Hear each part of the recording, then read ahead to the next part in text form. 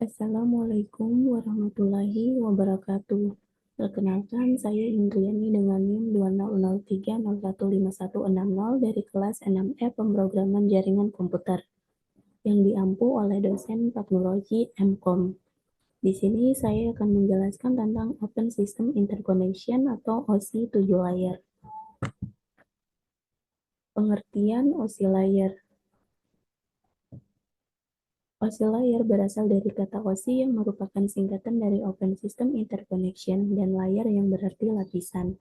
OSI layer adalah sebuah model konseptual yang dirancang oleh Organization for Standardization atau ISO yang mana untuk membuat standarisasi beragam sistem komunikasi untuk saling dapat berkomunikasi menggunakan standar protokol. 7 OSI layer. OSI layer memiliki 7 lapisan yang dibagi menjadi dua, yaitu upper layer dan lower layer. Lower layer adalah inti dari komunikasi data melalui jaringan aktual. Contoh lapisan ini yaitu physical, data link, network, dan transport. Lalu ada upper layer, adalah fokus pada aplikasi penggunaan dan bagaimana file direpresentasikan di komputer. Lapisan ini terdiri dari session, presentation, dan application. Ini merupakan 7 lapisan pada OSI layer, dimulai dari bawah yaitu layer 1, yaitu physical, data link, network, transport, session, presentation, dan application. Di sini merupakan penjelasan lengkap dari 7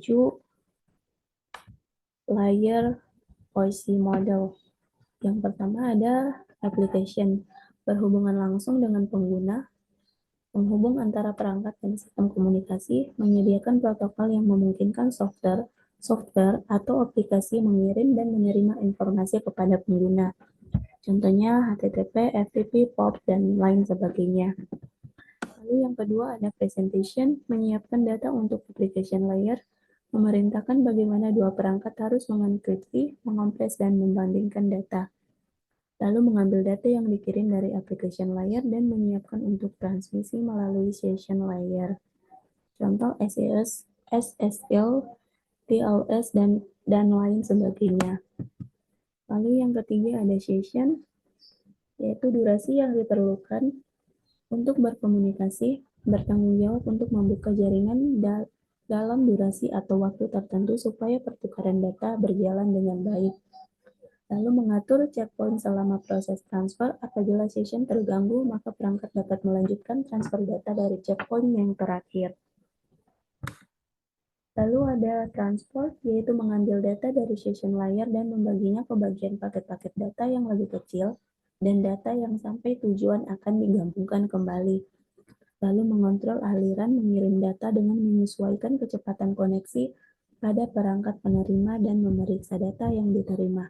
Apabila ada yang salah, data akan diminta kembali. Lalu yang kelima ada network, yaitu menemukan jalur terbaik atau best path pada jaringan atau routing untuk proses pertukaran data. Membagi data beberapa paket lalu mengembalikan data setelah berhasil diterima. Lalu yang keenam ada data link, yaitu penyalur informasi antar jaringan, serta mengontrol aliran data. Lalu yang terakhir ada physical, mentransmisi data dalam bentuk bitstream atau data digital, mencakup segala perangkat pertukaran informasi antara dua perangkat atau lebih. Cara kerja 7 OSI layer. Pada gambar di samping kanan yang ini merupakan ilustrasi dari cara kerja OSI layer, di mana ada pengirim data dan ada yang penerima data. Prosedur OSI layer baik dari perangkat pengirim dan penerima. Data yang dikirim akan melewati layer 1 sampai 7 sebelum sampai ke perangkat penerima. Seperti gambar di samping ini ya, dari atas lalu sampai ke penerima data.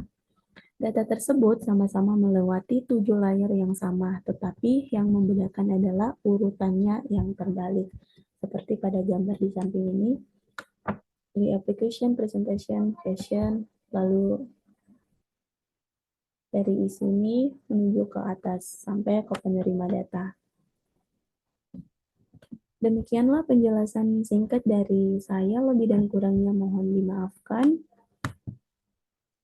Wassalamualaikum warahmatullahi wabarakatuh.